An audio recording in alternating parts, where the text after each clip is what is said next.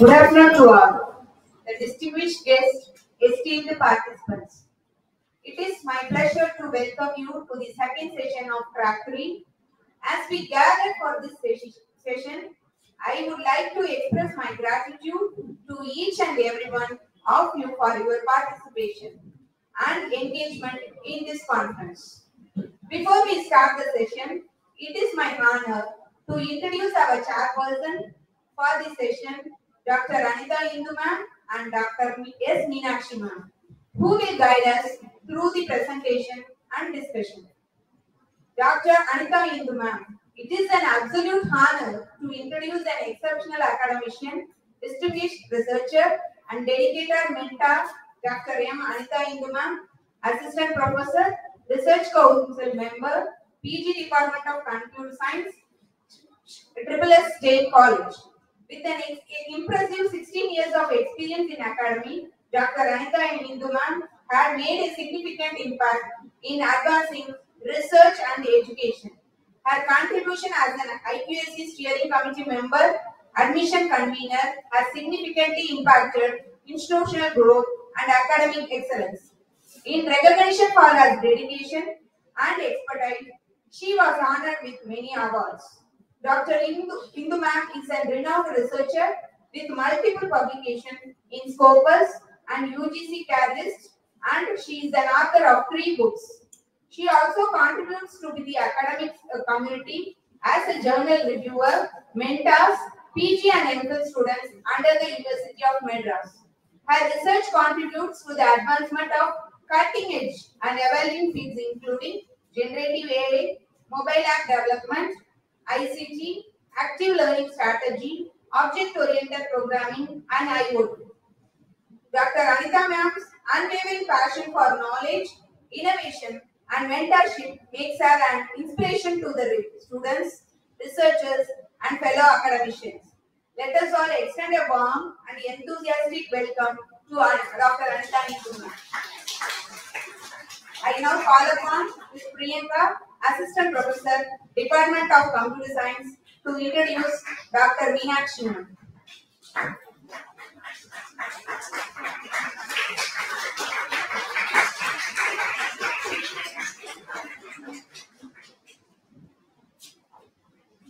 It is an honor to introduce Dr. S. Meenakshi ma'am, a distinguished academic and researcher in computer science.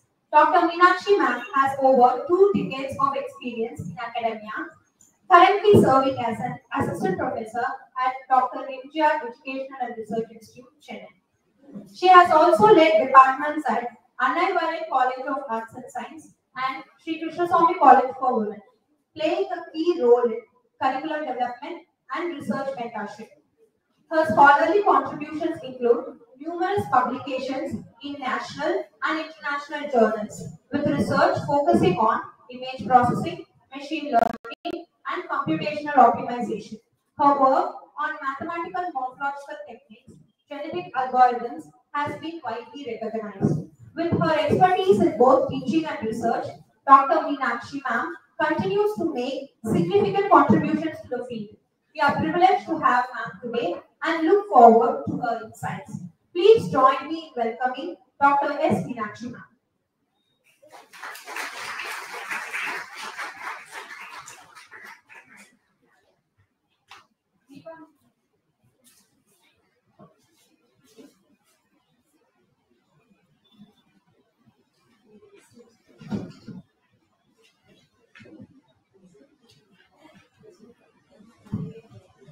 Good afternoon, respected Chair and Co-Chair, and good afternoon, one and all gathered here.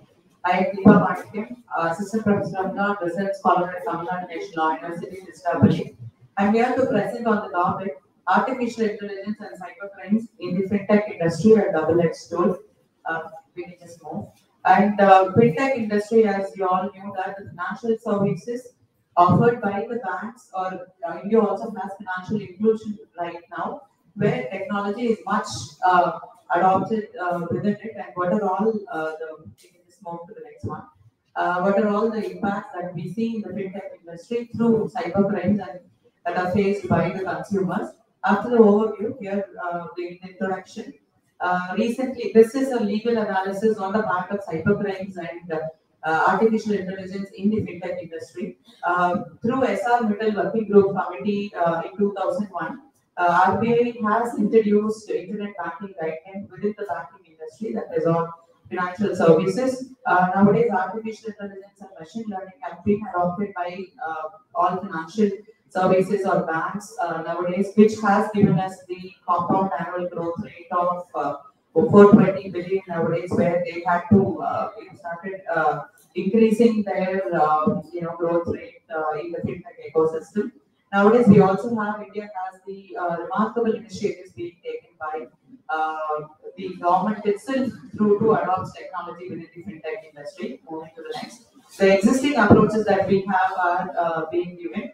The existing approaches in the fintech industry, we have, as we are adopting artificial intelligence, we get to see most cyber crimes happening, and also at the same time, the RBI or all the banks, nationalized banks or public service sector banks had started using artificial intelligence to prevent cyber crimes.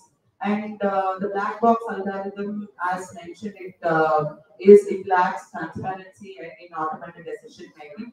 And as I was mentioning about, it's a double-edged tool in my title, which says it very clearly. It causes cyber crime, and at the same time, it is used by the banks and also implemented by RBI to prevent cyber crimes. So, in fraud detection algorithm and AI-powered anti-money laundering systems, we can move to the next. So, there are certain problems in the existing approaches being faced by the fintech industry. These are the cyber crimes, the emerging cyber crimes, not always the contemporary cyber crimes. These are the existing and good old ones, especially automated phishing attacks, money mule, deepfake fraud, and synthetic identity theft. In automated phishing attack comes as a nerve throughout the body of all the cyber crimes being mentioned over here. And the money mule, as we all knew, money mule, each and every consumer has a money mule account where that is not being redundant accounts usually being used for money mule. And deepfake fraud and synthetic identity theft. Usually nowadays we have been hearing through phone calls that be very careful that you're not supposed to respond to any of the calls. But that's been happening nowadays where through artificial intelligence they synthesize your identity, especially voice and text messages, and we start sending money and lose our finances through UPI payments or other mode of financial services that we use, basically electronic banking. And AI-driven fraudulent transaction, I can give one of the examples as credential stuffing, which gives an online tool which gives multiple number of password probability where the hackers cyber criminals can easily use it. Bypassing anti-fraud system and ransomware as a service. Usually ransomware as a service nowadays, it's been named as smurfing. Smurfing is nothing but they will know the financial wealth or the status of each and every company when they perform ransomware attacks. Money laundering using artificial intelligence and crypto. Money laundering techniques is nothing but they divert their amount into smaller amounts and they divert it into different accounts using money laundering technique. And that's the reason why recently the former RBI Governor Shakti Matadas had stated that we are implementing AI money mule and money laundering technique, that is AML, anti-money laundering software in each and every bank. SBI currently uses AML technique in order to overcome money laundering crimes not to happen to any of the consumers, thereby violating the privacy of the consumers. Throughout all of these things in the problems mentioned, we have the privacy which is violated of the consumers. The methodology goes as a legal analysis and a doctrinal approach with analytical study, which we'll have to balance whether it is a double-edged tool, whether it will be used for ourselves to protect, when the banks using these tools to protect us, that is all of us as consumers, or will the cyber criminals be using it and utilizing it and always now and then they will be keep on saying to us that there are loopholes in the digital infrastructure. Moving to the next. Thank you. So understanding here as it's a legal analysis and a legal approach, these are the recent cases which Supreme Court had stated. Just focusing on Jaiprakash Kulkarni versus Banking Ombudsman. This was a case where the Punjab National Bank Bank of Baroda was involved. Without even OTP, receiving OTP, the person who is affected with 20 lakhs rupees. He had become a victim of 20 lakhs rupees. When he approached the branch and the banking ombudsman, there was no particular justice that was done to him. He filed a case, and the court for the first time, it was a recent 2024 judgment, court for the first time stated that it is the negligence on the part of the banks, also liability on the part of the bank, if a third party attacks the consumer, because OTP is what we call the two-factor identification or authentication. That is not done if he has not given OTP, and if he has lost his money, then that is a liability on the part of the bank. And they first stated that robust cyber security measures should be adopted by the banks, and each and every consumer should be protected in the ecosystem of financial infrastructure. So this becomes a landmark judgment in the recent days. And moving on to the legal regulations that we have, as we all know, Information Technology Act, we have it, but that's not, keenly supervise and have a check on the cyber crimes happening in artificial intelligence, especially in financial fintech industry. DPDP, that is Data Protection Act, and also the proposed rules are little towards helping the data principles in preserving the consumer's data, whereas our privacy is getting protected. And the recently passed European Artificial Intelligence Act has stated that what is unacceptable risk, what is acceptable risk. Maybe India should go ahead with adopting these kinds of provisions in Indian regulations so that we all our privacy will be protected. Here I am just giving what could be the suggestions. AI should be used in real-time fraud detection, and privacy, as mentioned, should be enhanced. AI should also be used in risk management. There should be international cooperation. As I was saying, there should be international cooperation within India, and we call it as mutual legal assistance treaties, one country to the other country, because it's all transboundary crimes. Any money, mule account, or anything can go to Australia or Switzerland. So there should be mutual assistance treaties between countries. And there should also be self-regulation to be given by the banks. Next, thank you. And here we have the conclusion which says it very clearly. If we are, as in India, through its legal responses, adopting technology in the fintech industry, we will have to balance it so that it does not become a double-edged tool in our hand. Indian fintech industry should efficiently adopt this artificial intelligence technology to protect consumers by not getting affected or victim of cyber crimes. And reasonable educational campaigns or awareness campaigns should be done by the banks. And the proper research on cyber security loopholes to strengthen cyber security infrastructure will help us to achieve the future work of financial well-being and the financial ecosystem to be protected. Thank you so much.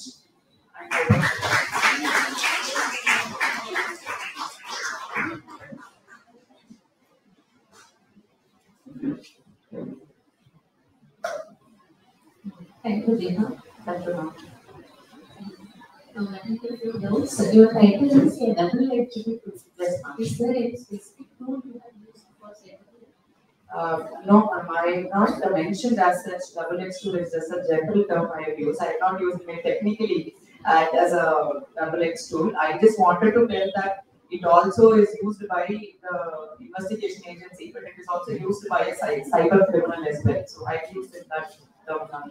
If you develop a tool, Ma'am, if you develop a tool, yes. it will be Sure, ma'am. Maybe I do that. I from law background. I can't be very keen like non-technical part. Maybe I'll develop this in the future. Sure. Yeah, you are from law. Yes, so you ma'am. know all the crime-based activities. So Yes, then you can take any help of the students also. I understand that, ma'am. Maybe that will help me. Sure. Yes. Actually, by seeing the topic, I thought it is there. Tool-based. I understand, ma'am. I understand. I have that noted. Sure. Thank you. Okay, the topic was very interesting. Thank you, ma'am. And ma'am told if it is an implementation, it will be very much helpful and Sure, ma'am. Sure. Maybe I'll take help from all of you, and I will maybe try to adopt you. Thank you. Thank you all. Now I request Ms. Lindsay Teresa to come and present.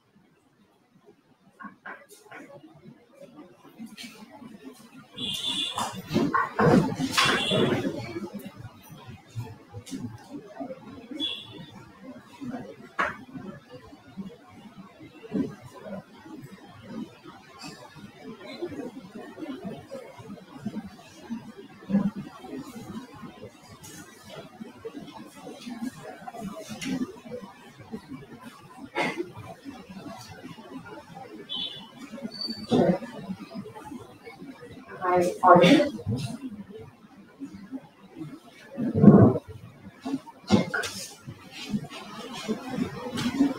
Can I start now? So yeah, today all. So now I want you to imagine that you have a lock and key with yourself. So the lock is your encrypted data and the key is the decryption key. There's only one possible way to open this lock is by using this key, right? But what if someone comes up to you and say like, I don't need a key to open that lock. And that's what quantum computing is all about. It is an unprecedented ability to break our current cryptographic systems. So today I'll be talking about how quantum computing threatens our current cryptographic algorithms via my paper, evaluating the security of traditional crypto systems against emerging quantum decryption methods. Next slide, please. So these are the topics we'll be covering today. So first, let's start with the foundation of this paper, cryptography and quantum computing. So basically, cryptography is the art of securing data. It basically encrypts your plain text into a ciphertext, and it mostly relies on mathematical computation. Quantum computing, on the other hand, is very different from classical computers. It uses this thing called qubits. We all know that classical computers use bits, right? Zeros and ones. It can, like a regular switch, on and off. But here in quantum computing, use qubits, which is quantum bits, which can be 0, 1, or both at the same time, which is called superposition. And it also has few other mechanisms. We'll be looking into it later. Next slide, please. So before moving on into quantum computing in detail, let's look into types of cryptography. So cryptography in general is of three types. First is symmetric, asymmetric, and hash functions. Symmetric, like I mentioned earlier, cryptography is all about lock and key. So symmetric cryptography uses a single key for both the sender and the receiver, whereas asymmetric algorithms use two keys, a public for the encryption and a private for the decryption. And hash functions is where the key is encrypted of a predefined size. So that's about cryptography. Moving on. So how quantum computing works. So first, the origin. Quantum computing was first introduced in 1981 by David Luschetz, the top right. That's David Luschetz. And in 1985, the first Turing machine was developed by David Luschetz, which is the guy in the left bottom. And Shaw's algorithm, one of quantum computing's processing algorithm, was introduced in the year 1944. And this basically is the foundation of quantum computing. So we're looking into the key components like I mentioned earlier, quantum bits, zeros and ones, and superposition. Superposition, you can imagine like a coin flipping in the air. It could be 0, 1, or both at the same time. Entanglement is another mechanism under quantum computing, and this is where the qubits are linked together, enhancing parallel computing. Next, we have quantum gates. It's similar to our logic gates, but for quantum gates. Milestones in quantum computing. In 1992, the 2-bit quantum computer was developed. In 2019, Google's quantum supremacy was developed. Google developed a 53-bit quantum computer and tried to solve a problem on a classical computer and on a quantum computer. This resulted in that quantum computer was able to crack that problem in a few hours, whereas For classical computer, it take like few thousand years. And we also have companies like IBM, Google, and eBay, who's like trying to bring quantum computing into the commercial market, etc. So, why quantum computing is threat to current cryptographic algorithms? So we see that current cryptographic algorithms are based on mathematical computation. So these quantum computers pose a very superpower where they can easily crack these mathematical sums in like few minutes or seconds. So we have like two algorithms that are used in quantum computing for it to process, which is called Shor's and Grover's. Shor's basically can factor large numbers, which are used by asymmetric, which is the foundation of asymmetric cryptography. And Grover's, on the other hand, can speed up brute force attack, which is the foundation of symmetric cryptography. Etc. So how soon will this happen? We have a timeline of how the quantum computing has been developed, has been like moved on in years. And last year, IBM built and that 433 qubit quantum processor or split. It's not here for commercial purpose, but it's open to like public view in its headquarters, IBM headquarters. IBM also have few other quantum computers, namely Eagle and Heron. So it is estimated by 2030 that quantum computing will be available in the commercial market for use. So previous slide. Okay, so NIST has recently put up a report saying that it's on the last slide. It says any encrypted data intercepted today can be decrypted in the future with quantum computers. There is this trend going on called Q2K. Is anyone aware of that? Q2K. So Q2K is basically hardest now used tomorrow. So what hackers and intruders do is that they collect all our biometric data and all our credentials and store it somewhere. So what they do is they are waiting for this quantum computing era to be commercialized so that they can use quantum computer to like break these credentials and use it for like illegal purposes, experiments. So post quantum crypto systems. So that we know there is this threat that quantum computing can pose to cryptographic algorithms. So researchers came up with this approach to create cryptographic algorithms that is quantum resistant, and so that they can withstand quantum resistance and can go against Shor's and Grover's. Few of the quantum crypto systems are lattice-based cryptography, hash-based cryptography, core-based cryptography, multivariate polynomial cryptography, quantum key distribution. These are the 5 types of post-quantum cryptographies that are available today and is certified by NIST that is being tested on quantum computers for security purposes.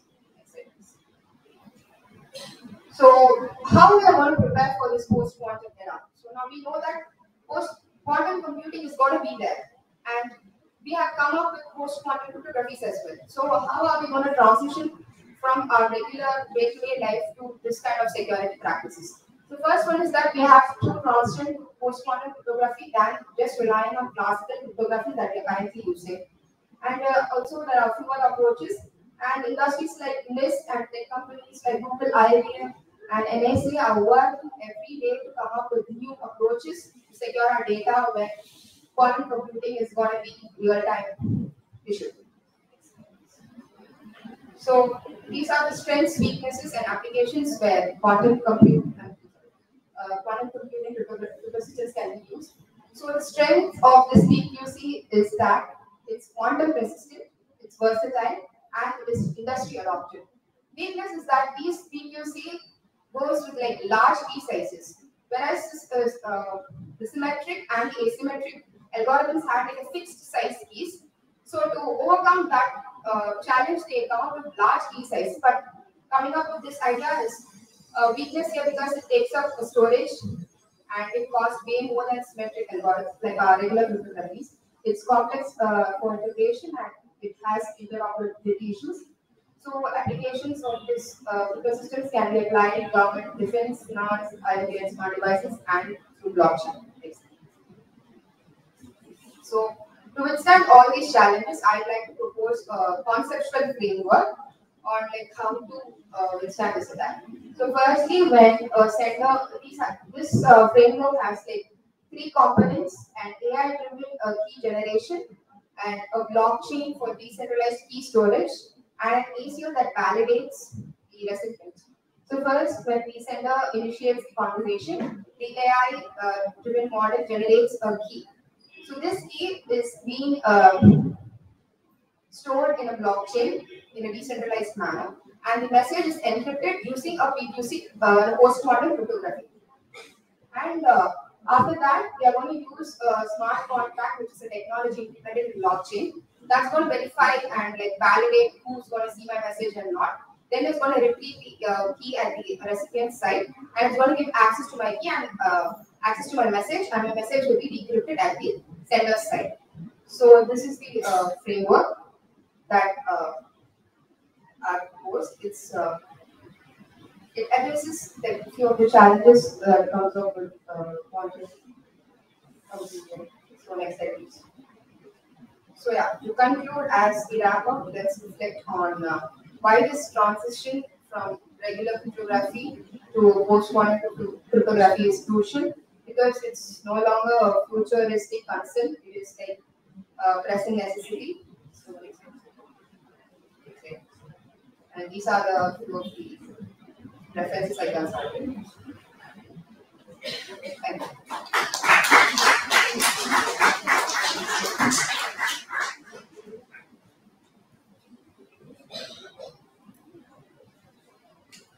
Nice, easy. It was a nice presentation, and you have told about the quantum computing. Yeah, it was clear and everything you explained it clearly. Can you show me the proposed system? Can you do that?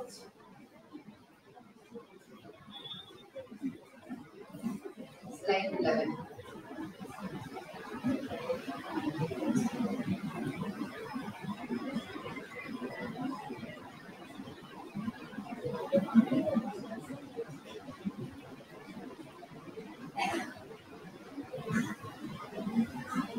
I feel that it is not clear, let's say. What it is sender, then When sender initiates a conversation, okay. Sender wants to send a message out.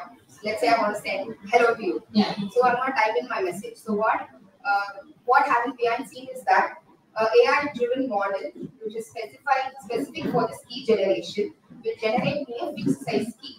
So that will like eradicate the challenge of large key sizes.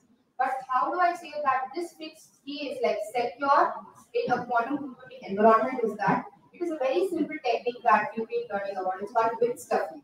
So what I've planned on is like the precise key will have bit stuffing at random positions, so that every time the key is generated, it's going to be unique.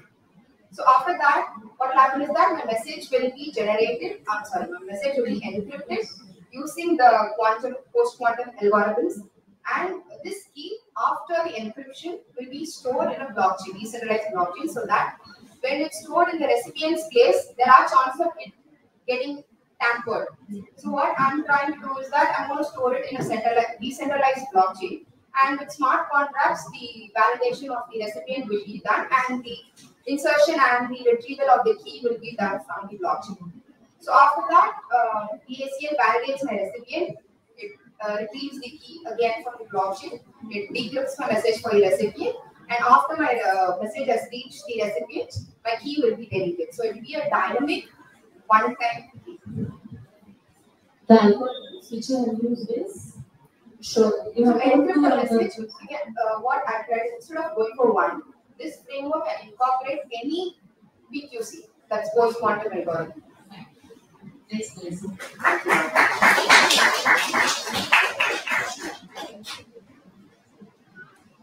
Now I'd like to call upon Emma Waziri to present.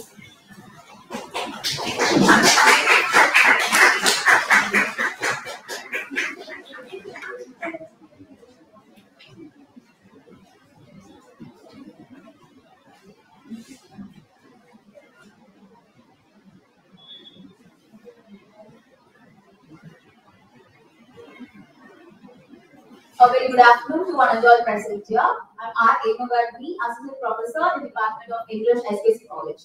So, I'm from English Department and what I'm doing over here. So, that could be a question to few of you and also from my department. I've always been a person who's been interested by science and the AI advances it has reached. My study is all about exploring the impact of LSTM networks on narrative generation, a case study of On the Road. So LSTM is nothing but long short-term memory, and this is the outline that I'll be focusing on. So this study investigates the role of artificial intelligence. Nowadays we have ChatGPT, we have a lot of advances day by day, we get a lot of things in it. Apart from that, DeepSeek. Nowadays, I think everyone can know about what DeepSeek is. DeepSeek app is all about the advantages as well as the disadvantages. So my study is going to be on the narrative side of the AI. So this particular work, The Road, has been a first novel which is being created by the AI program. The person called as Jack Arrow has already written a work which is titled as On the Road.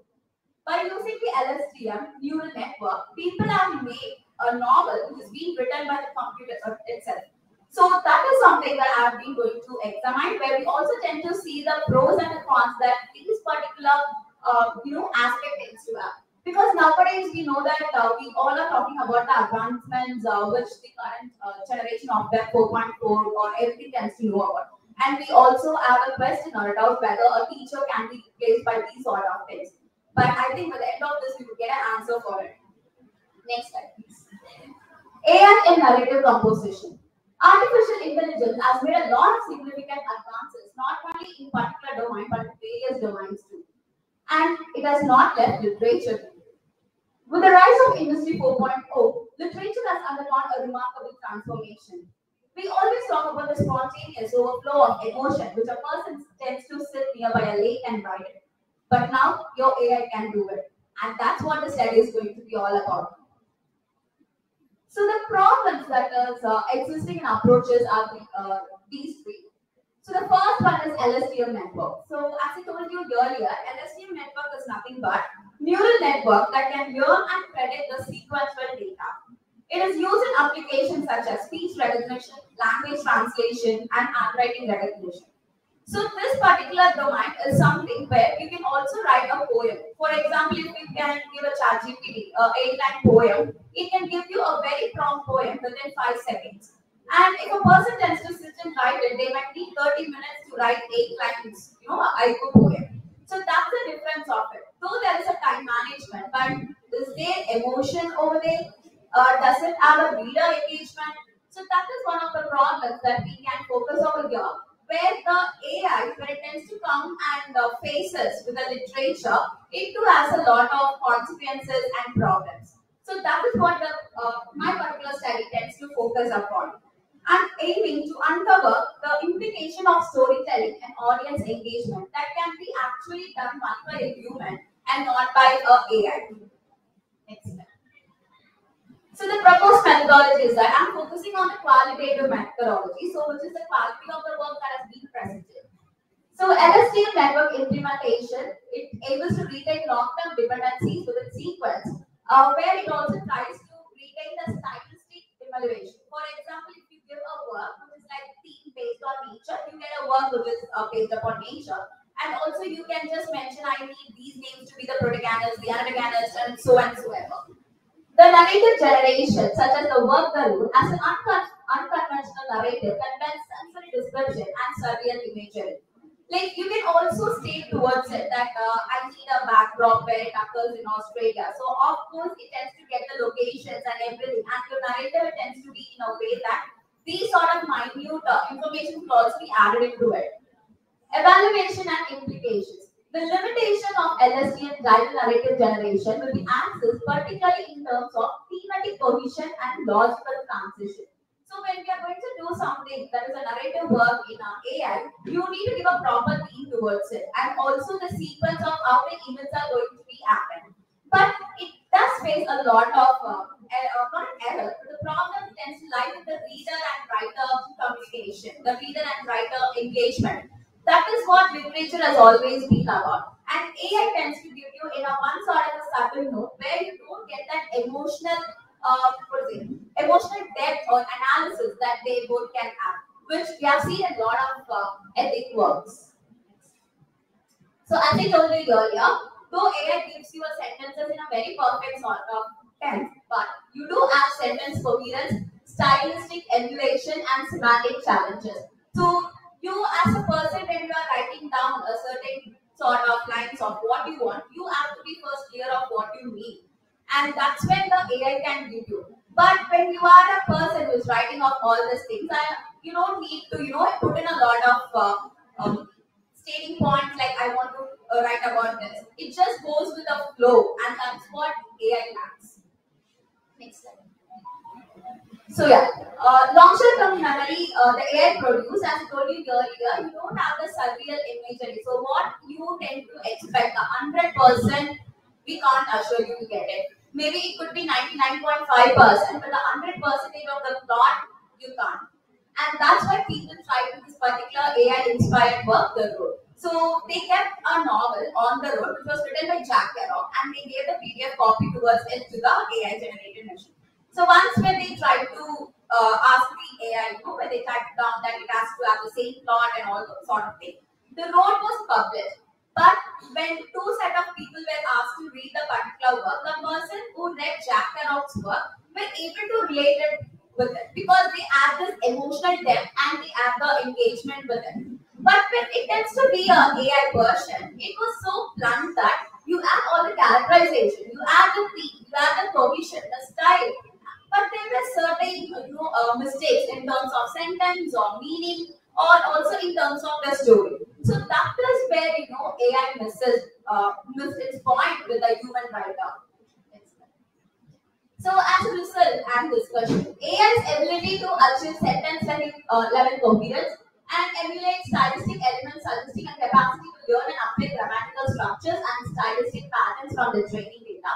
It is evident in the generated text ability to form grammatically correct sentence and mimic to some extent the style of human written narratives. To some extent, human written narratives can be made, but there is mimic over there. So that's where it proves that the writer who tends to write on its own, the writer who sits wherever he wants to and who takes a sip of tea and writes, there is no mimic in it. And he has the thematic and all sorts, which I said he possesses it. But whereas the AI doesn't. So that's what my study is all about. And as a conclusion, The Road, the first AI-generated novel, stands as a pioneering experiment in machine-generated literature, exemplifying the capabilities and limitation of LSTM network in narrative creation. It falls short of delivering a fully coherent story. It offers invaluable insight into AI's potential in storytelling. The study underscores the need for interdisciplinary collaboration to refine AI's narrative capabilities. In future, if we tend to do so, a proper sort of refined sentence and when we have this interdisciplinary of literature with AI in a much wider sort of scope, of course we will get a work which is 100%. But a writer is also needed. So that's what my study is all about. Thank you.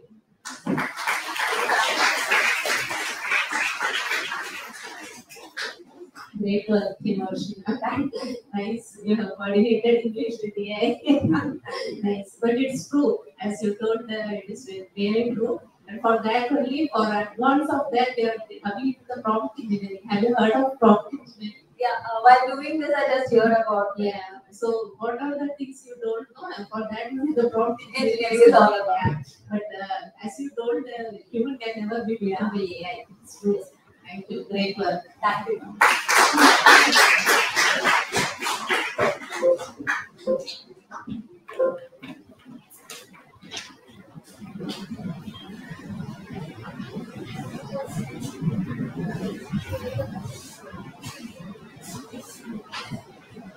Now I call upon Brent to come and to comment as well.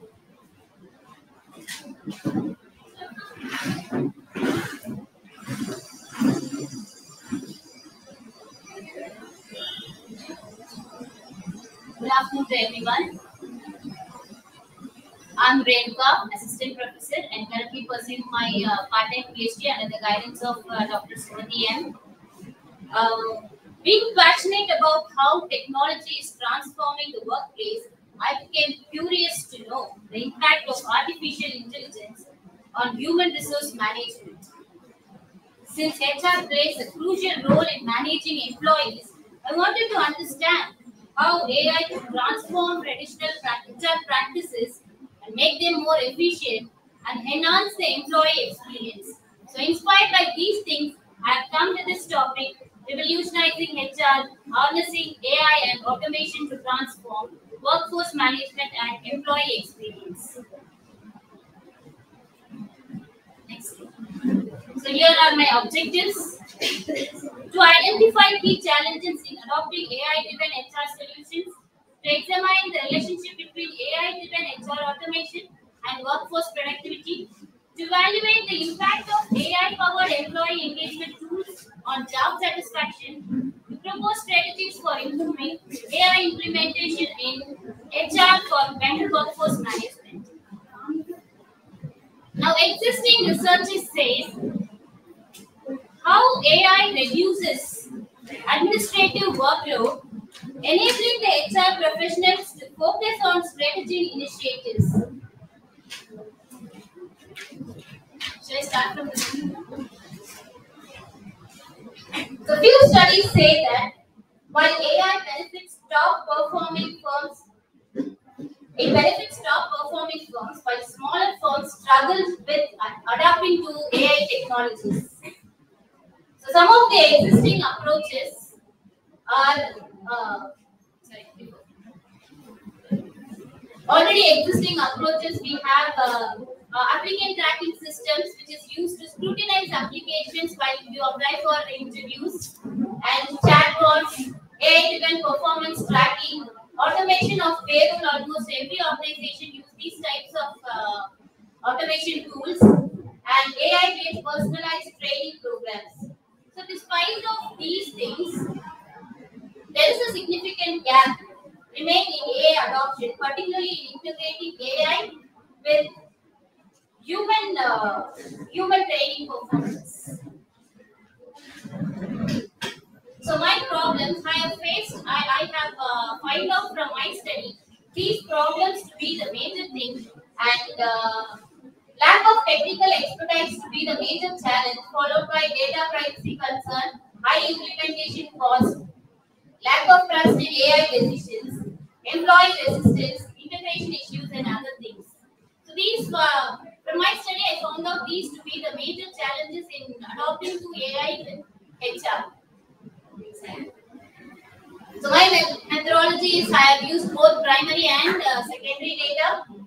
Secondary data is through research papers and articles and reviews, and primary data I have collected responses from 149 respondents across various industries like IT, finance, healthcare, and manufacturing sectors, and data was analyzed using SPSS tool. And I have used two types of methodology, that is using SPSS. I have found out Spearman correlation test to analyze the impact of AI-driven HR automation on workforce productivity. Here, the independent variable is AI-driven HR automation, and the dependent variable is workforce productivity. And I have also used t-test to examine AI-powered engagement tools and job satisfaction, where AI-powered engagement is the independent variable and job satisfaction surveys to be the dependent variable. So from my study, I have found out using correlation test, where the point is actually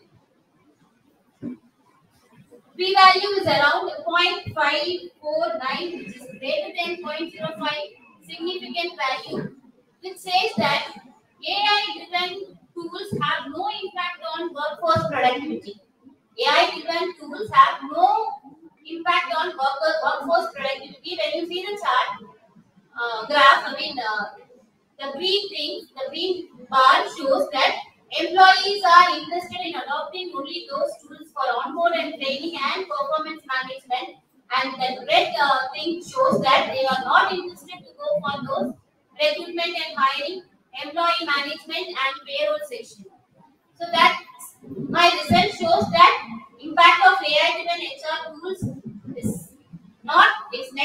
to workforce productivity and it doesn't affect workforce productivity.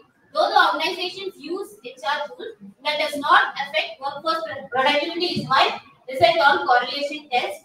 And next, using t-test, I have grouped the variables as users, AI users and non-AI users.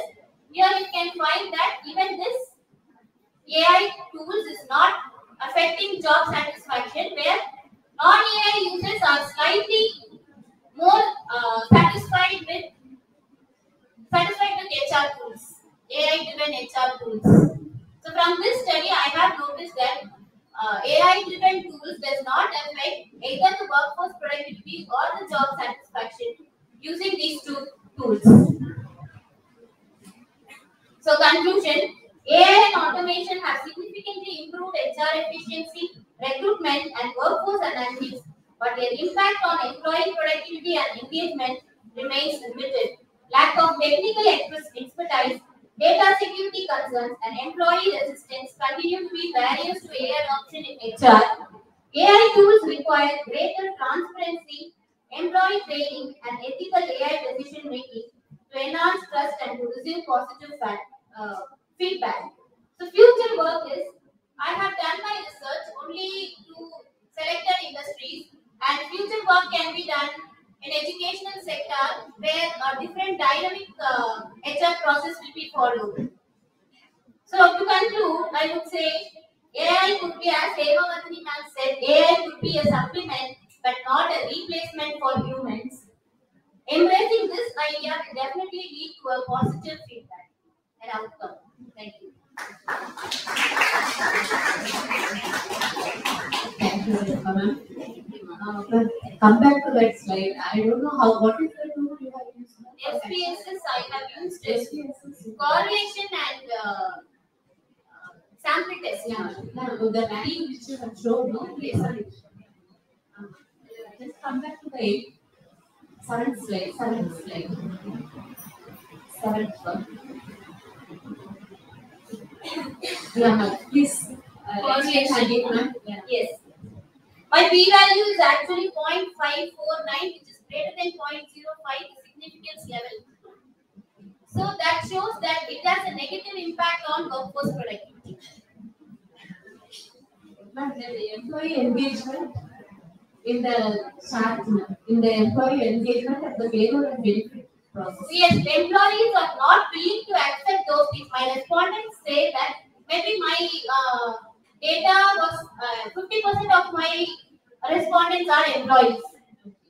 So that might affect in future study. If more samples are collected, that result might change.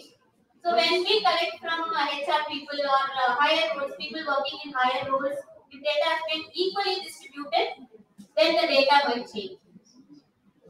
Thank you.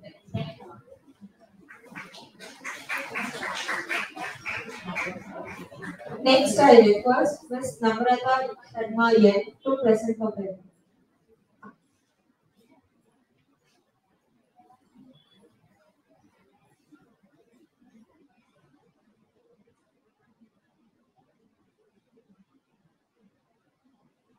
Good afternoon, everyone. I am Namrata N from PG Department of Computer Science, and my title is Improved Brain Tumor Growth Prediction and Segmentation in Long-Term Brain MRI.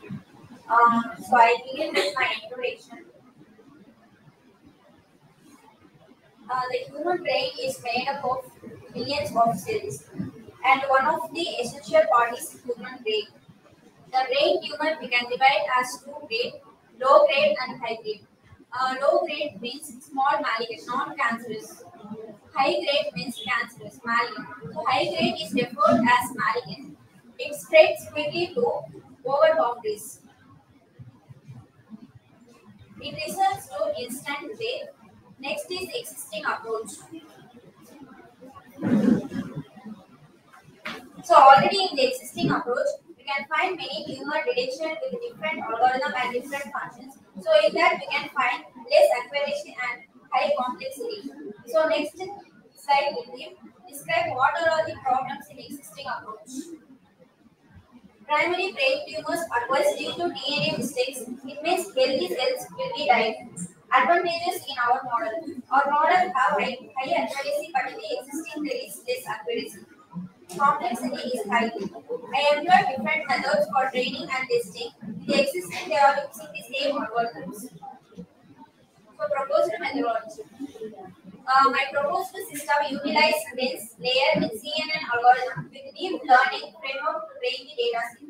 Dense layer receives input from preceding layer and maps to subsequent layer. My method involves some of the pre-processing steps like data collection, pre-processing, training CNN in the dense layer.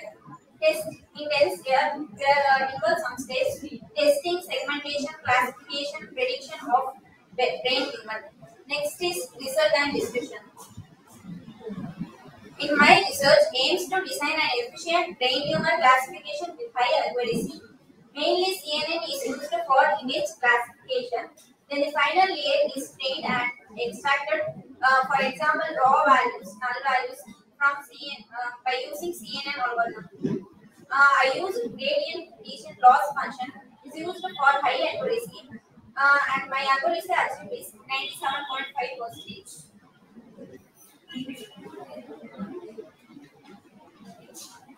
What was the segmentation?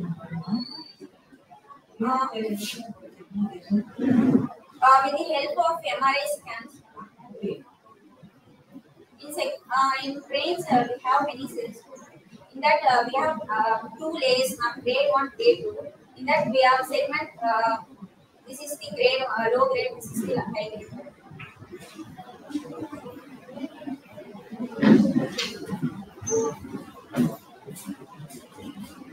Have you done this project? Yeah. You have implemented it? Yes. Using algorithm? CNN also. CNN algorithm. But you didn't show any results, no? That's only my asking. That is That's only 97.5%. yeah, how you got that 97.5? With the help of CNN algorithm and That's gradient fine. descent loss function. Okay, that data you have to show it. That is the thing needed for the data presentation. Yeah, but data will be large number. You have to show it in the graphical like sample at least. All of a sudden you show the segmentation and you didn't give any data or any classification. What you did in the segmentation at least you know. Otherwise, the topic was nice.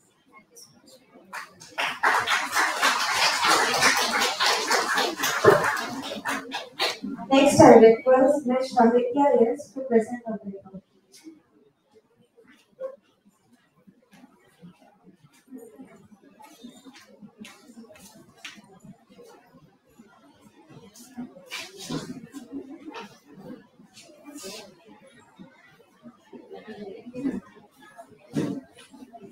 Good afternoon, everyone. I'm Shailya from Edward College, and today I will be presenting on IoT-driven smart farming, revolutionizing agriculture for sustainable food production. The topics which will be covering is of next. With the rising demand for food and the impact of climate change on farming, adopting modern, efficient, and sustainable agriculture methods is crucial. However, challenges such as limited resources, environmental constraints, outdated techniques, and the lack of real-time insights hinder progress. The goal is to use IoT technology to develop smart farming solutions, improve efficiencies through precision algorithms, and encourage sustainable practices with data-driven approaches. This involves real-time monitoring, automation, and application in areas like irrigation, pest control, and crop management, with opportunities for further expansion and integration with advanced technologies.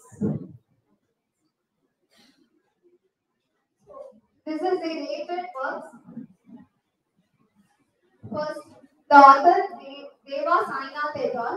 Developed a model on the convergence of cloud computing, machine learning, and IoT in agriculture by using the dataset IoT sensors for environmental monitoring. The author's findings highlight improved agriculture productivity, sustainability, and resource management.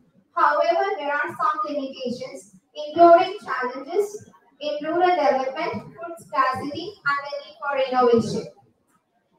Furthermore, Mohammed Kadim Abai et al. Proposed a study on AI and IoT for sustainable agriculture by using the dataset IoT sensors and tools.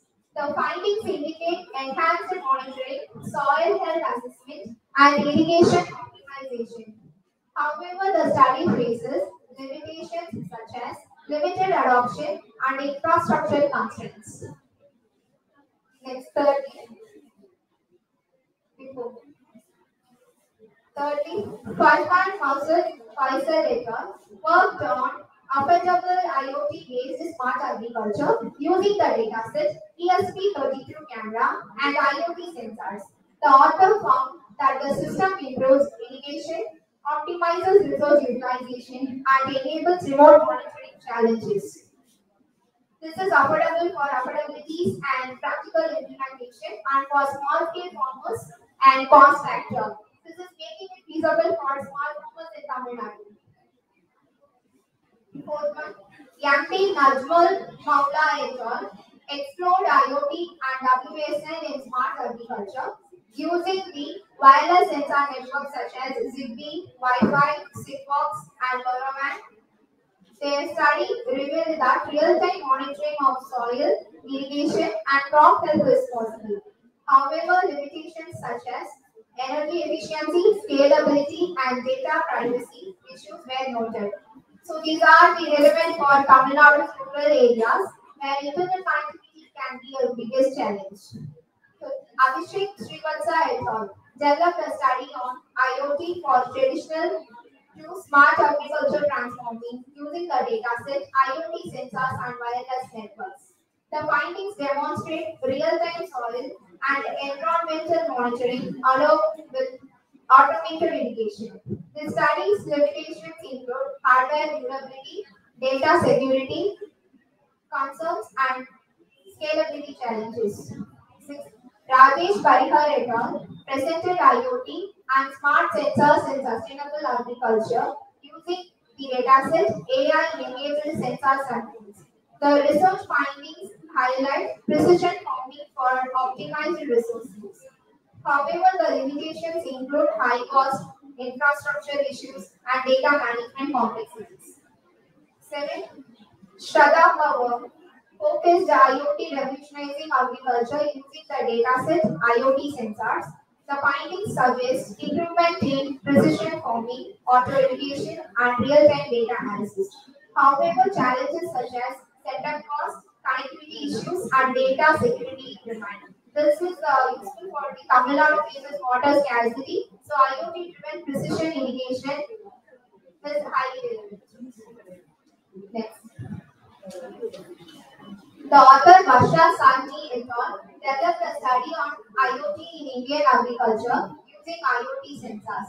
Their findings indicate precision irrigation, nutrient management, and livestock monitoring. This study faces limitations such as digital divide and adoption challenges. And this plays a role of government initiatives and skill development, which can be useful in Tamil Nadu. 9. Jamil Alsher et al. Proposed a model for IoT for smart irrigation and productivity by using the dataset, Arduino, moisture sensors, and the Blink app. The findings suggest real-time irrigation solutions and increased productivity. However, climate variability and resource efficiencies are the major limitations. Kavadi Vita developed IoT in precision irrigation using Node MCU, ESP8266, and soil moisture sensors. The findings show that the system enables automated irrigation, efficient water use, and real data updates. However, limitations include resource constraints and smart farming adoption challenges. 11. Nastaran Rizan et al. Focused on smart agriculture with IoT, using IoT sensors, drones, and automation. The findings indicate improved precision farming and optimized resource use. However, the high implementation costs and infrastructure issues limits of adoption. Furthermore, Ermeno, Leda Gutma et al. Researched IoT for democratizing agriculture using sensors, automation, and real-time monitoring. The findings suggest increased productivity and food scarcity. However, challenges such as cost, interoperability issues, and regulatory challenges exist. Problems in existing approaches. The implementation of IoT in agriculture faces several challenges. High costs remain a major barrier due to expensive centers, maintenance, and upgrade expenses. Connectivity issues further hinder adoption, especially in rural areas with poor internet infrastructure, making scalability difficult for large homes. Data security and privacy concerns arise from the risk of breaches and attacks or unauthorized access to sensitive information. Additionally, limited adoption is a challenge as many farmers lack awareness and technical skills, and some resist shifting from traditional farming methods. Results and discussions.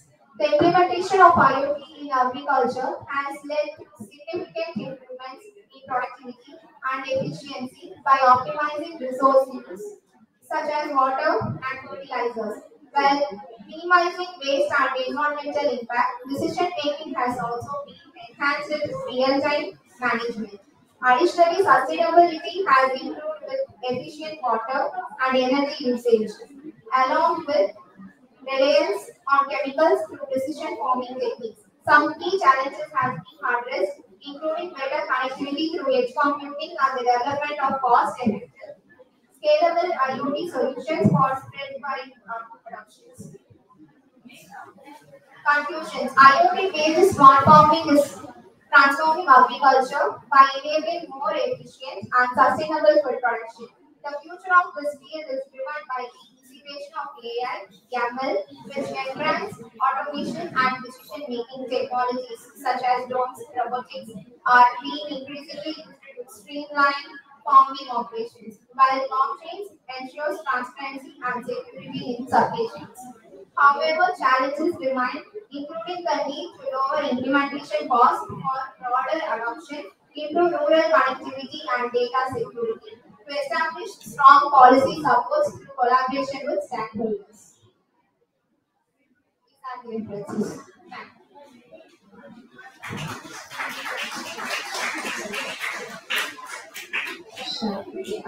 Nice. The review of literature was nice with a detailed explanation.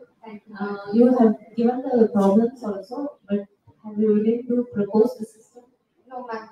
In We'll do it future, future. yeah, in future you can do it because you have a detailed review of literature. Good work. So you can do the process. It's fine. Thank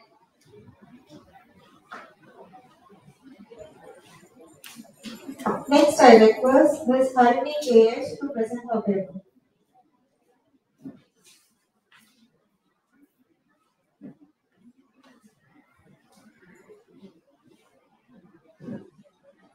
Good afternoon, everyone. I am Harni KH from Department of Computer Science. My title is Prediction of Soil Contamination Using Machine Learning. Introduction. Soil contamination occurs when harmful substances like chemicals, e-waste, pesticides, and fertilizers cause harm to soil. Even oil spills and deforestation cause harm, degrade soil fertility, and cause health problems. Earlier reduction is essential for environmental protection and sustainable land management. Limited to specific areas get contaminated. In our study, we analyze the soil contamination from taking the data set of McDonald Andrews, which is located in United States, Kansas.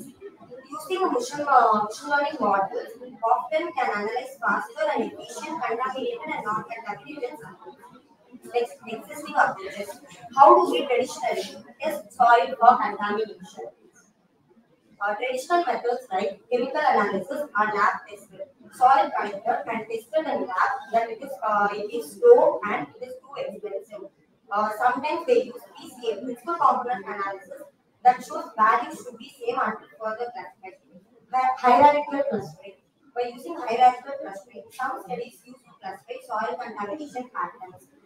Manual testing, like it takes a skilled professional and it takes a lot of time to get accurate and faster results. By using ML modules in our study, we use navy and support condition, both used for predict soil contamination. It is more effective, accurate, and faster than those of traditional methods we use. Our research focus on using ML to improve efficiency. Next, problems in existing approaches. The problems that we face are feature dependency. In some features, the features that we use like pH and moisture are independent, but in reality, the soil properties interact, they merge together. Data is balanced. It shows bias predictions, like if the soil is 90% clean soil and 10% contamination, it favors, sometimes it favors contaminated soil than clean soil. Need for optimization, we need to improve accuracy. Environment, naturally it affects environment, cause hard to make faster and accurate. Proposed methodology. We have used the dataset that we consist of 1,229 soil samples collected from cattle and it is a public resource. And we have used the dataset of MC method as those dataset. The features that we use are pH, calcium, phosphorus, SOC, and sand values. SOC means soil organic carbon that measures the soil fertility. The models that we use are Naive-Bayes and support vector mission. Naive-Bayes is a base theorem. Support vector mission is a supervised learning algorithm and it uses hyperplane, which is a best decision boundary. The evaluation that we majorly use are confusion matrix and in performance evaluation we use accuracy, result and decision. We test two models to predict soil whether it is contaminated or non-contaminated. In our accuracy, we choose SVM outperformed better than base theorem. It has fewer misclassification. SVM has 61.8 accuracy, better than name-based, which has 60.93. So we use SVM and it is preferable to use in future also. We test two data samples and the training is 70 and the testing is 30 and another data set we have used it is 80 and 20, which is 54.5. The name is that we use has misclassified of 41.9% of contaminated samples, so it is not accurate to use. Our confusion matrix shows SVM made two errors. It is best choice for soil contamination and pollution. And we use confusion matrix to get a better accuracy. And SVM has fewer misclassification. Conclusion and future work. SVM is more effective. Like I said, SVM is more effective than name-based that we use. We use both SVM and name-based. pH, calcium, and phosphorus levels are identified as key contamination identifiers. ML models can automate soil quality assessments, reduce cost and future work. In future, we can use ICAASTM, independent component analysis, and PCA for improved classification. We can also use random forest and gradient boosting. And we can now we have used the data set, but in future we can use real world soil sampling also.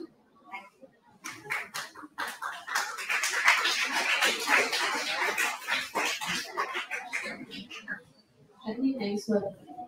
What I want to tell you have told in the future what you will implement. I thought of telling you like that. Okay. So random forest and the other algorithms also you can, yeah, you can compare. Usually SVM will be the best, but you can compare and show it that that is the best. That's possible.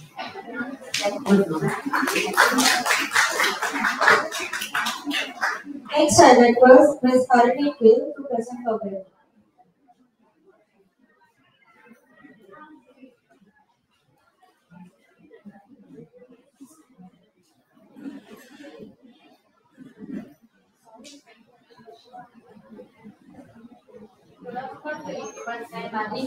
Department of Computer Science. My topic is framework for automatic forest fire detection using AI. Introduction. Forest fire causes expensive damage to environment property of human life. Inclusion to detect forest fire at an either stage. Traditional fire detection method often tackle in large remote area, mainly automatic systems like sensor, drones, and etc.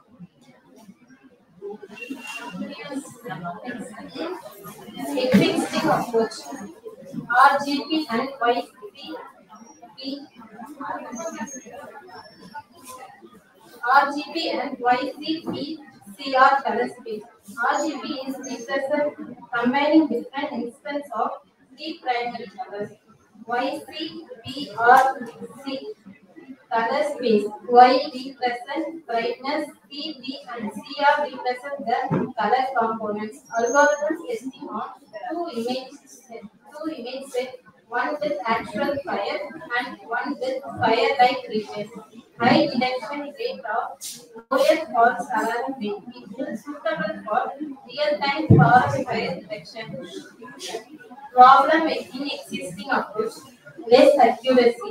This existing method often struggles to achieve that high accuracy which can lead to misdetection or false positive. Low performance. The low performance of this method may be complex or dynamic environment. Proposed methodology. In proposed methodology, distinguish between fire and non-fire image using a forest fire.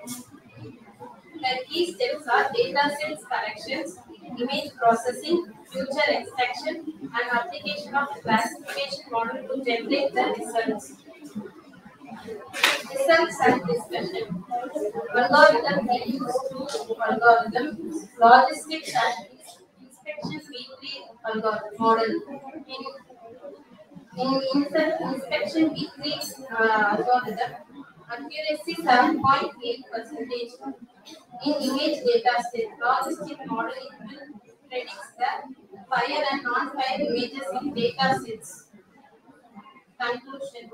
This work represents on automatic forest fire detection system for continuous operation in various forest fire environment. The system starts by extracting image features using inspection V3, select forest high predictions. Logistic algorithm is used for classification and achieving high accuracy with full of image sets. Detecting small fire spots. Futures one. Expand data sets and refine model to improve accuracy, especially for small fires in complex environment.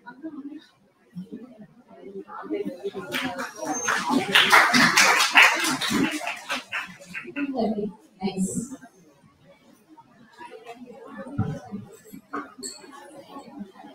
Next, I request Ms. Sharika Anjulia to present her paper.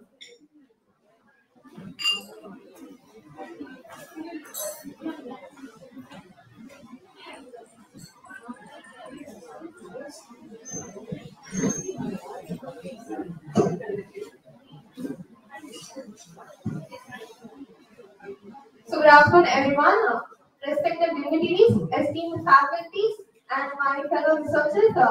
My name is S. Sharika from the Department of Computer Science with Data Science, Sri Krishna Swami College for Women. So my topic, my research topic on the basis of that directly impacts the environment and the future, which is integrating AI and biodegradable polymers, optimizing material development for a greener future, a survey. So we start from the we have a physical structure.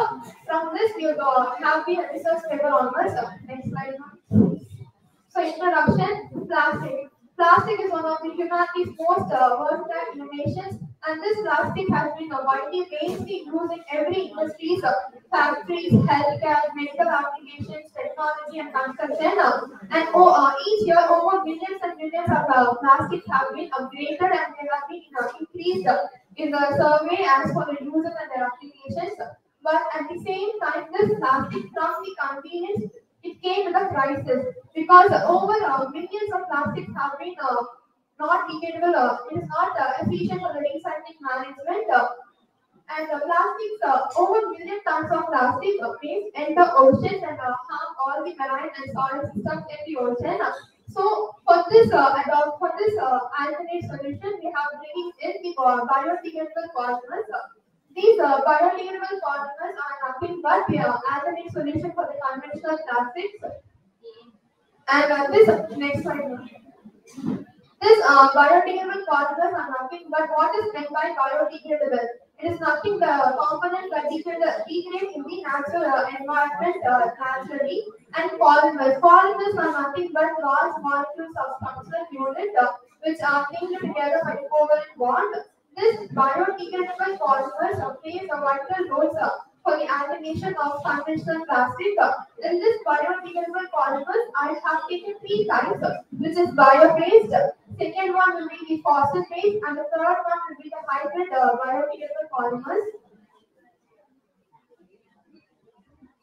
So the bio-based biodegradable polymers are nothing but derived from the renewable sources like plants and plants.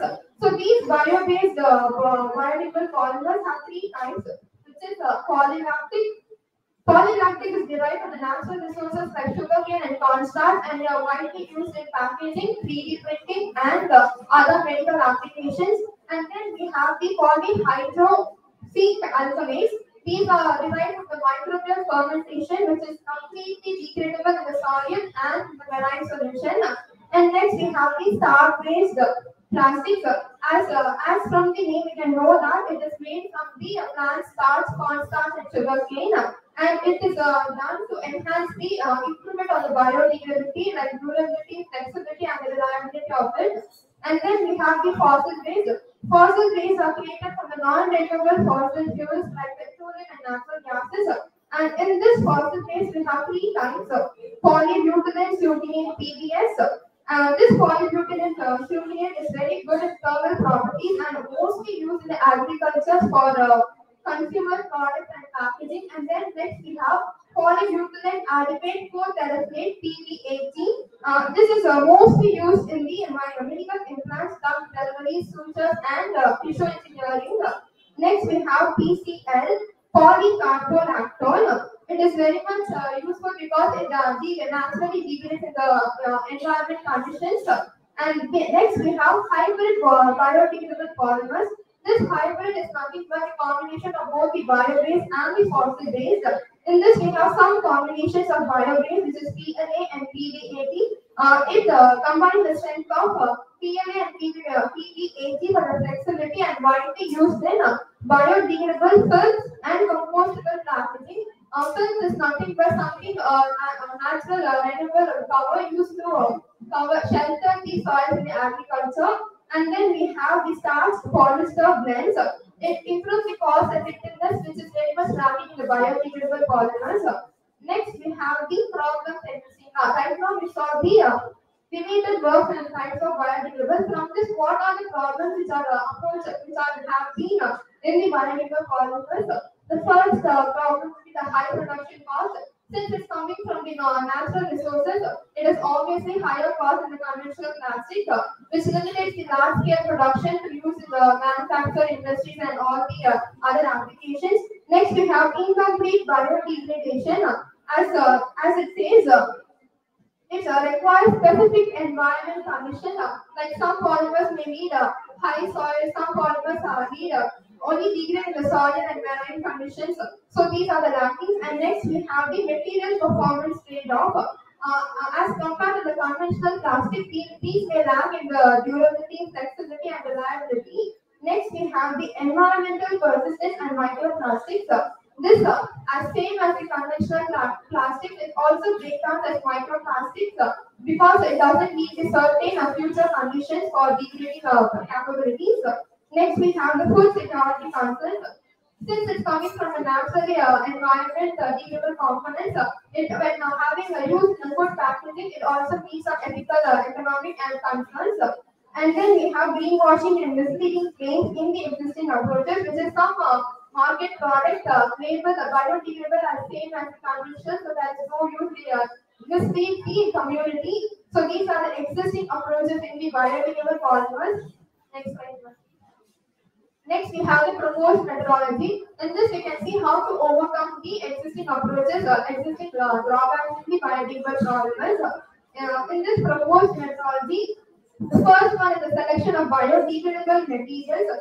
First, we need to study the biodegradable materials like bio-based, fossil-based, and hybrid-based, and then we have to run through their polymer properties such as the rate, biodegradable rate, mechanical properties, and the environmental impact, and how they impact on the environment and the fossil waste. Next, we have the polymer synthesis and processing. In this, we utilize the microbial fermentation, plant-based extraction, or hybrid techniques. So, after selecting the right amount of polymers, we need to process and synthesize it as it goes through these conveying properties. And then we have the biodegradation testing and analysis. After the selection, process and synthesis, we need to see about its testing and analysis. Does it go through the certain conditions or meet the certain standards? We have some conditions like testing protocols like ICAASTM, which is for composting. ICAASTM is nothing but an international organization which maintains the material or soil or product standardization. Next slide, ma'am. And then after the selection, process and synthesis, and we are meeting the standardization, we have the environmental impact assessment. After all the selection, we need to see how does it well work in the environment solution situations, like does it go through the tensile strength, flexibility, and heat resistant management. Next, we have the LCA. LCA is nothing but life cycle assessment. It is the evaluating method of a product from its raw material extraction till its disposal to see how that works in the environment service.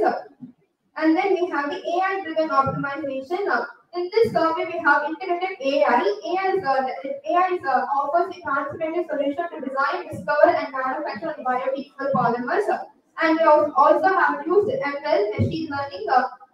Here we have used ML predictions like optimization and predictive analysis, so that we can predict a large data set, and from data set we can give the solution predictions about the material enhancement or their biodegradation rate. And then last, after all these processes, recycling and waste management, what is the need of this means?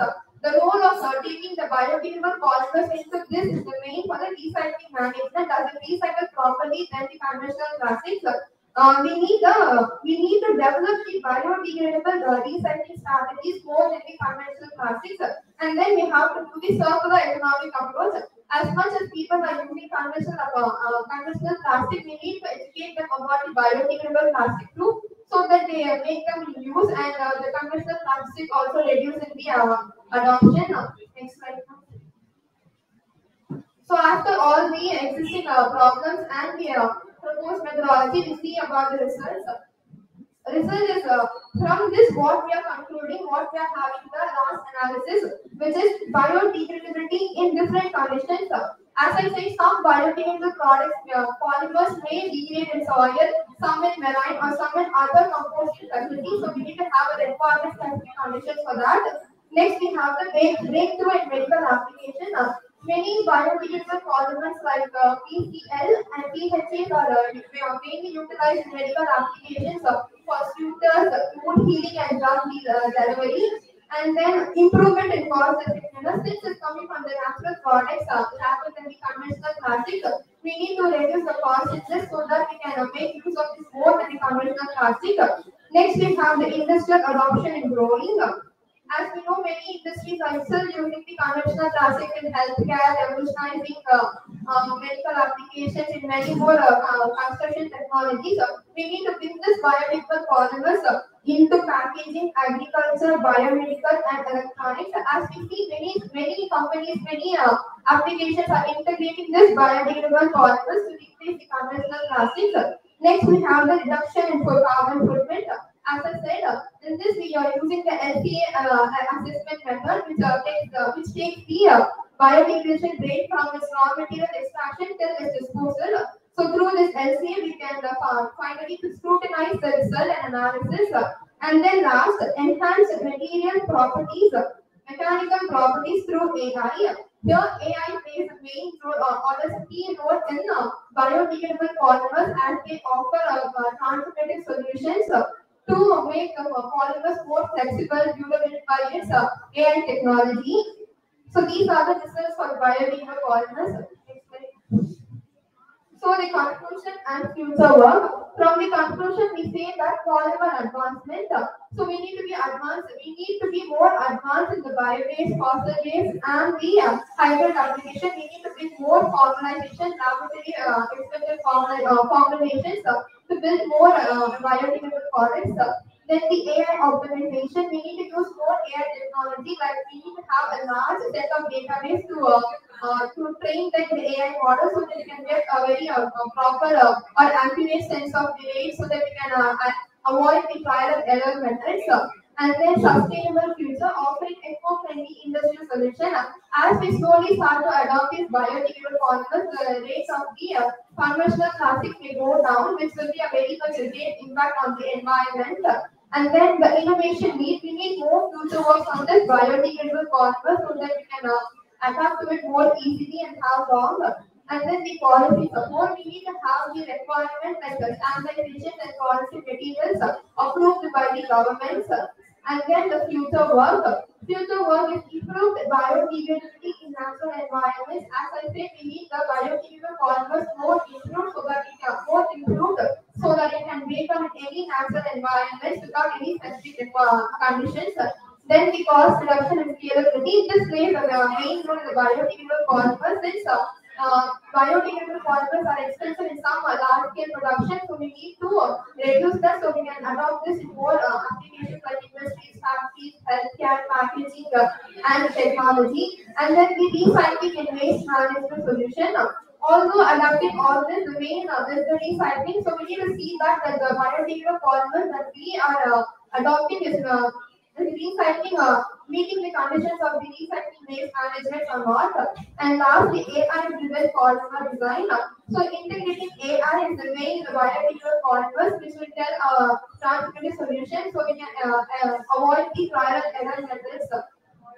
Next slide. So through this biodegradable polymers, what we are concluding is, although it's not possible to overnight we can adopt the conventional, adopt the biodegradable polymers, still it's not an absolute solution. It is like not about an absolute solution. So we need to slowly adopt to it, and we have to circulate through the circular economic output. Thank you. Any questions from us? Thank you, sir. Because you have good thing, you have given a detailed description about biodegradable materials. If you have created, you have proposed to study, you have suggested, if you create a model, it will be helpful. Sure. Okay, with the proposed system which you have suggested, you can just think of creating a model based upon that and you will implement that. Then it will be helpful for the society also. Sure. Okay, because it is a good study. And a detailed description you have given of implementing all the AI descriptions. So if you implement it, it will be helpful for the society. Okay. Thank you. Thank you. Nice question. You have given a detailed report. Very interesting. Thank you. Next, I request Ms. Ms. Anushka Patel to present the paper.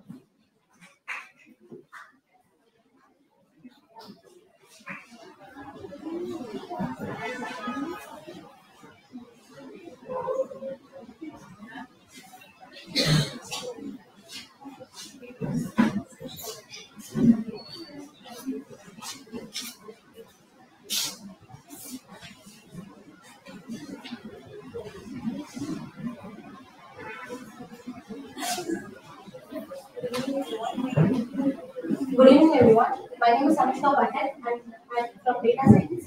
My recent topic is application and advertisement in nanotechnology, which is revolving in three sectors. There are multiple sectors in nanotechnology, but I choose the most three sectors in medicine, energy, and the materials. I just include the data science into the medical field. So, this is the overview where we are going to see and which include the introductions to the reference also. Next slide, please. Introduction. The nanotechnology works with the materials at the atomic and the molecular scale. So basically, the nanotechnology works with the materials like the atoms and the molecular system. So I just want to come into the introduction in it's basically involving into the medicine. How the nanotechnology, how the nanoparticles are involving into the medicinal field, how the energetic field in the solar system, and it was completely involving around it. The energy sector not basically preferred in the nanomaterials in their performance unit. The materials created with the nanotechnology are lightweight, durable, and self-healing, which create a basic environment over the view of the nanoparticles and shall the existing approach and the renewable. Nanotechnologies have multiple sectors where it is developing and taking the position over the upcoming question. In this, we have discussed that nanotechnology in medicine, energy, medical science, and environmental medicals, agriculture, water purification, food industry, and space exploration.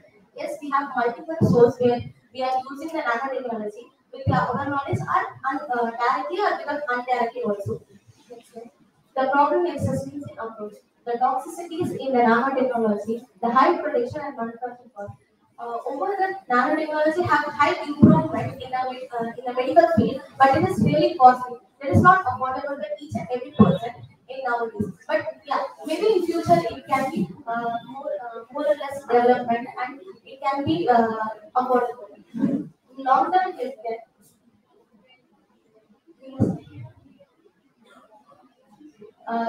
Have limited complications and awareness actually. And the long-term healthcare effects on the nanoparticles. Next. What is the proposal? In this research paper, we have discussed about how the nanotechnology is used in the most top of the three fields in the medicine, environments, and overall the then comparison analysis of nanomaterial, experiencing approach on efficiency assessment, development of the cost efficiency technologies, and real world testing and the performance evaluations. Yes, overall the nanotechnology is evolving nowadays and they have a huge impact on our day-to-day life.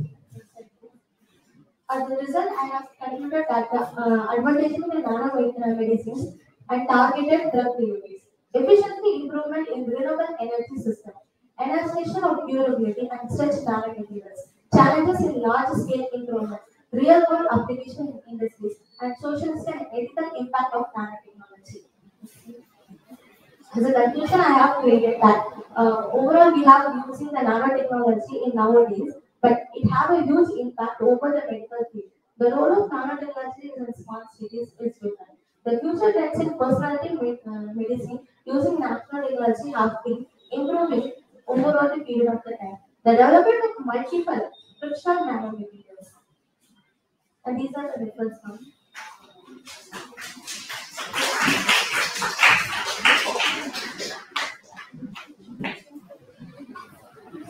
Next, I request Ms. Shweta yes, to present the paper.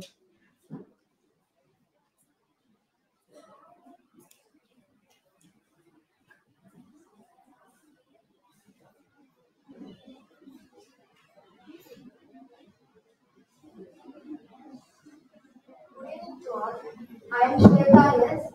My team members are Nakshila and Padmavati. Today I am going to present sentimental analysis of social media and overview. In this session, we are going to see about what is sentimental analysis, techniques, challenges, and applications involved in that. Next slide. Next slide. Introduction. Sentimental analysis is the method for analyzing the emotions of humans. We have thought of social media platforms like YouTube, Instagram, Twitter. It generates a huge volumes of users generating a content every single day. It helps business researchers to get a better understanding of people's. Now, now let's get into the techniques involved in the sentimental analysis.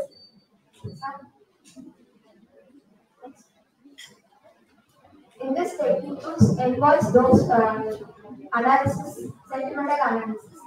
First one is text-based sentimental analysis.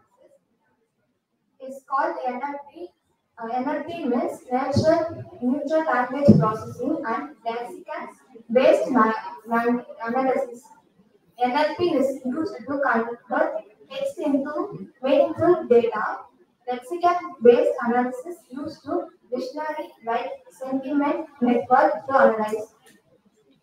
Image, Image-based analysis. The conventional neutral networks is called CNN, detecting emotion based on facial expression. Example: meme on memes with captions. In a video-based analysis, it is also convert CNN and reconnecting neutral network analysis. The network without getting any micro expression videos. Audio-based analysis. Mel's frequency conceptual coefficient is called MNCCS.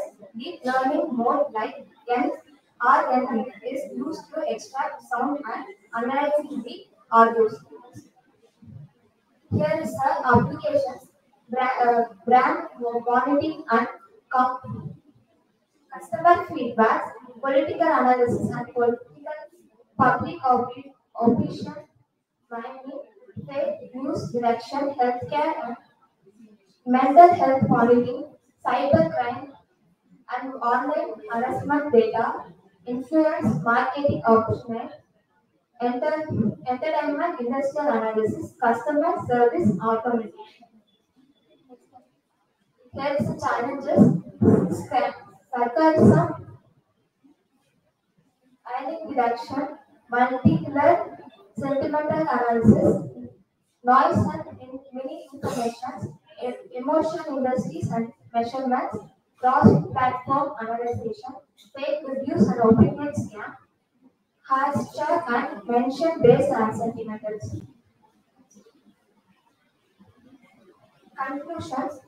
Sentimental analysis help understand trends in public opinion and behavior. AI improves accuracy but still it faces some challenges like bias and privacy consistency. So future advancements will accuse and real-time analyze and with bias reductions.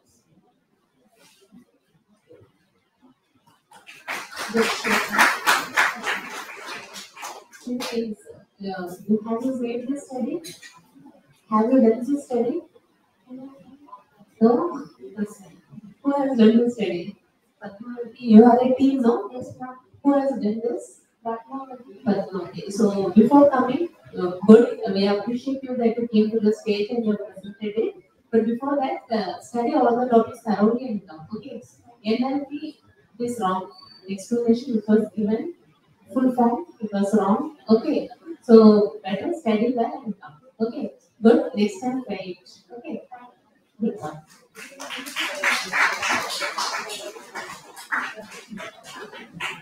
Next, I would request Ms. Shivani MS to present her paper.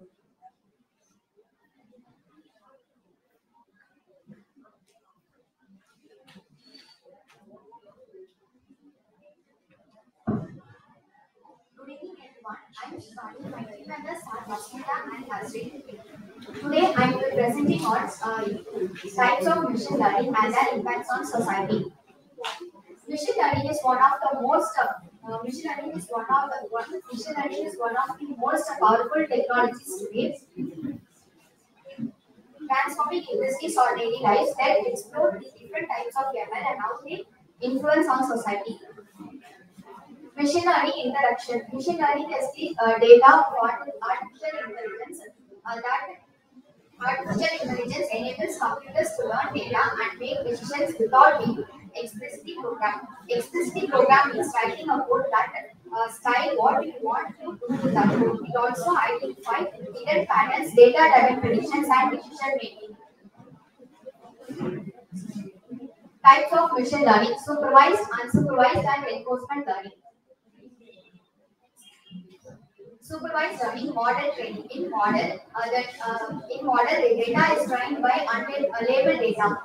Examples: predicting house price based on the factors like size, area, locations, number of rooms, etc. Algorithms are used in supervised learning are linear regression, decision tree, k-nearest, and support vector machine. Unsupervised learning is unlabeled data, which means the model learns from unlabeled data. Data where the data is not having a specific category or labeled data. So common algorithms are k-means clustering and hierarchical clustering. Examples of customer segmentation, image comparison, and bioinformatics. Last one is reinforcement learning. Reinforcement learning is the learning. It is interacted with the environment and receiving feedback based on their actions. Example, training a robot, game playing, and robotics. Machine learning impacts on the society. Positive impacts. Machine learning has got significant benefits in various sectors. First one is healthcare. Here it finds early diseases detections like cancer and heart disease. Second one is education. In education, it creates personalized learning experience, implemented testing, and automated grading. And next one is economy. It boosts productivity and predicting analytics in finance. Last one is environmental impact. Here it optimizes energy consumption, monitoring climate change and disaster with predicted models. Machine learning in negative impact, bias and discrimination. Here, ML models can reinforce presenting training data. Job displacement. Here, it replaced in industries like retail, manufacturing, and transportation. Privacy concern. It is used in surveillance system and targeted advertising. Conclusion. Machine learning is a powerful technology that enhances decision making and automation. Responsible AI development, ethical frameworks, and upskilling efforts are crucial to ensuring the balanced future. Machine learning brings better career opportunities in future.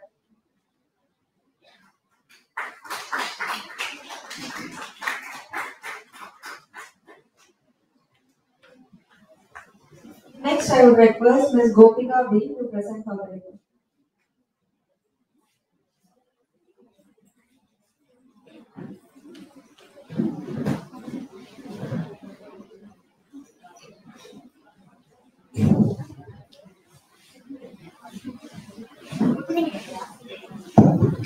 Good evening, everyone. Myself, Gopika. My paper is based on IoT in the smart home lock system, keyless access, and home protection.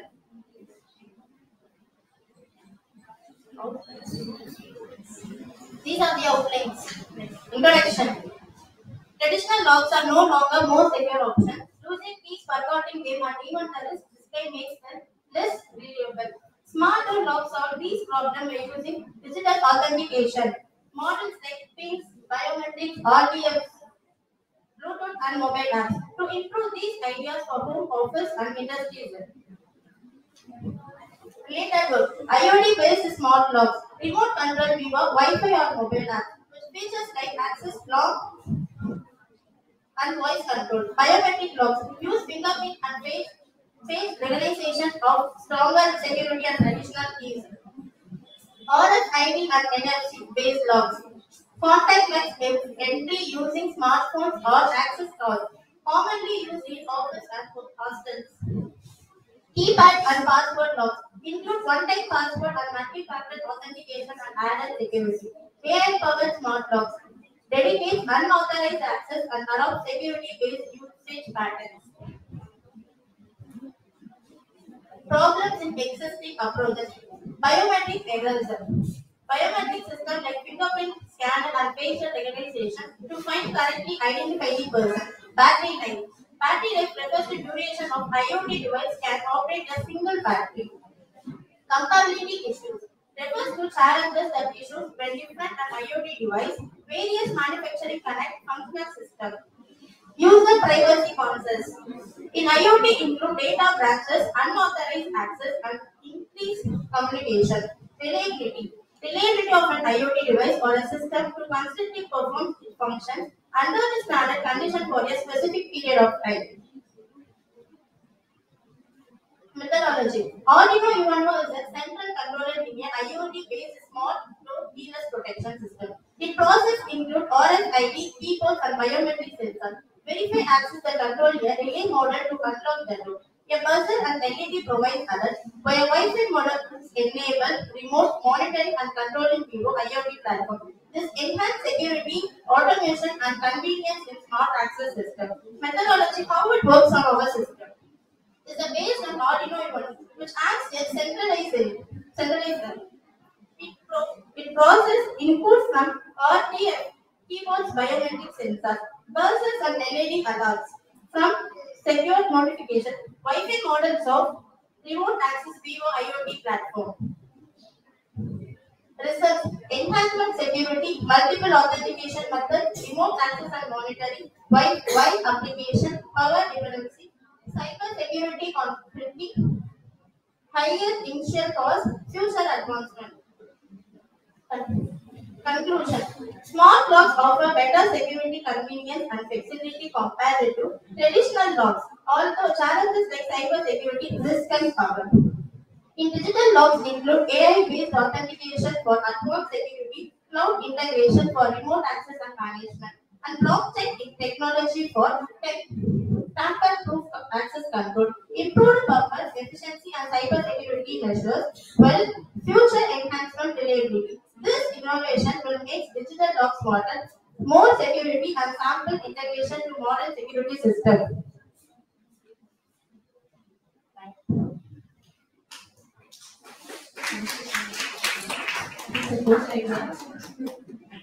Yeah. Have you implemented it? Have you done this study? Still no, ma'am. In future, I have. With the Arduino, your Arduino kit, you are going to do this. It is good thing, but one drawback is that you are going to implement that IoT in your mobile. No. You have shown that diagram, no? Yes, ma'am. Go back. You have shown that in that mobile only you are going to access. Yeah, second, third one. What is your plan? It's not like this? No, ma'am. It's not like this. Okay. Because if it is like this, no, we have many drawbacks also. You yourself know it. I don't have a charge in my mobile. Okay, I'll unlock my mobile. Okay, there are many drawbacks of this, but if you implement it like anything better like this idea, it is good thing. That is a new innovation for us. Thank you.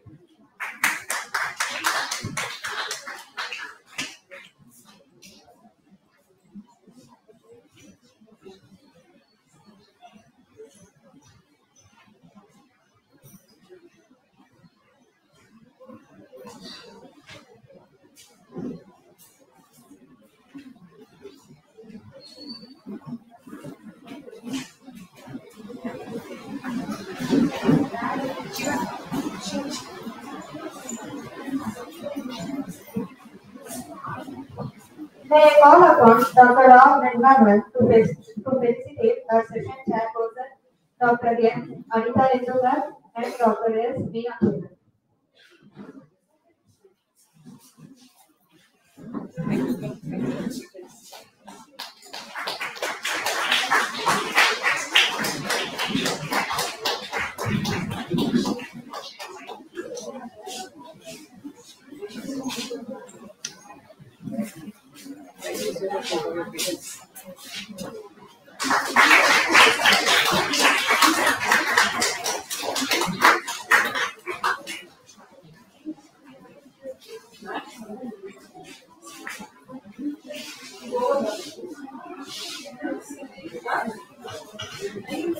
May I request Dr. Anita Rendugar to share her insights on session takeaways.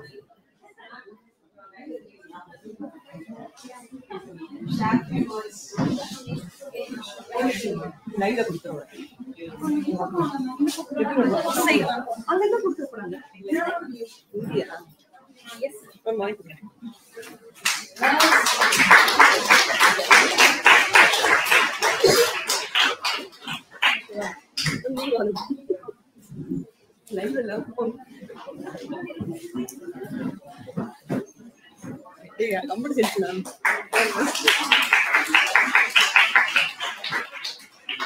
Thanks some of the patients.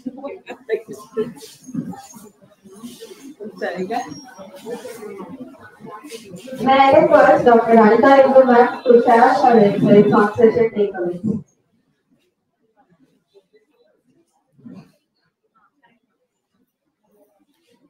Good evening, all.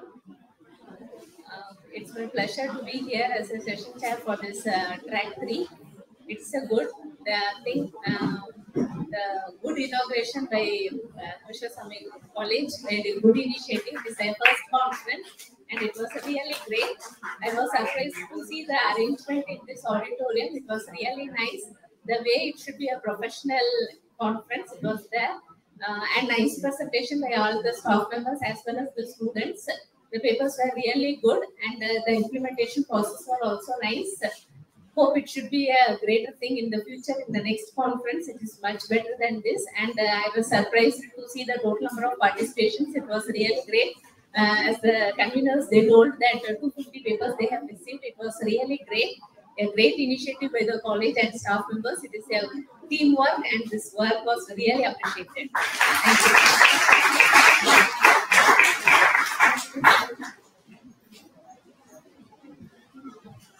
May I request Dr. S. Meenakshi ma'am to address the gallery and share her lecture.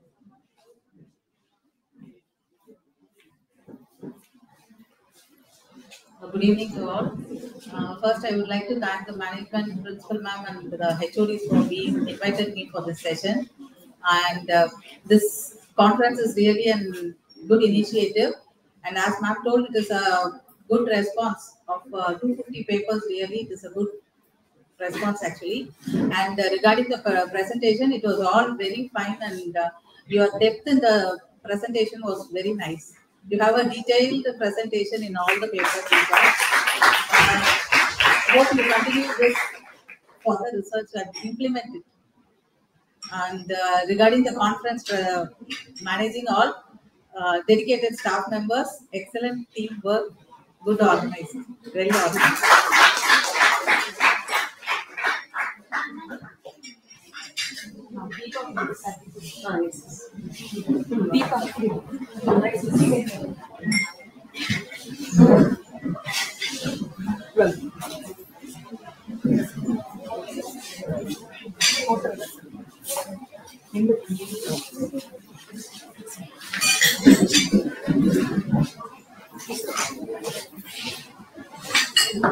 Thank you.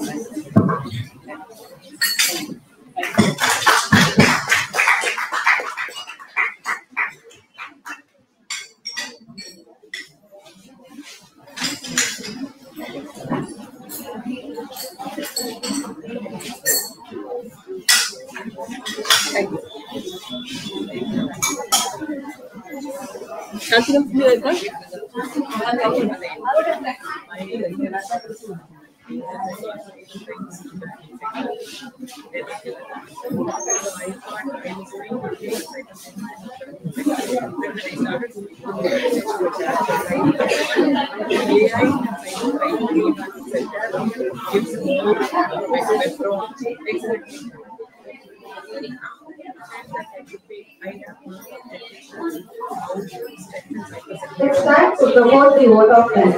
Good evening. It's my great honor as privilege to promote the vote of thanks on this remarkable occasion of the two-day international conference on advances in applied science, technology, and mathematics (ICAASTM) 2025. A truly international gathering of minds.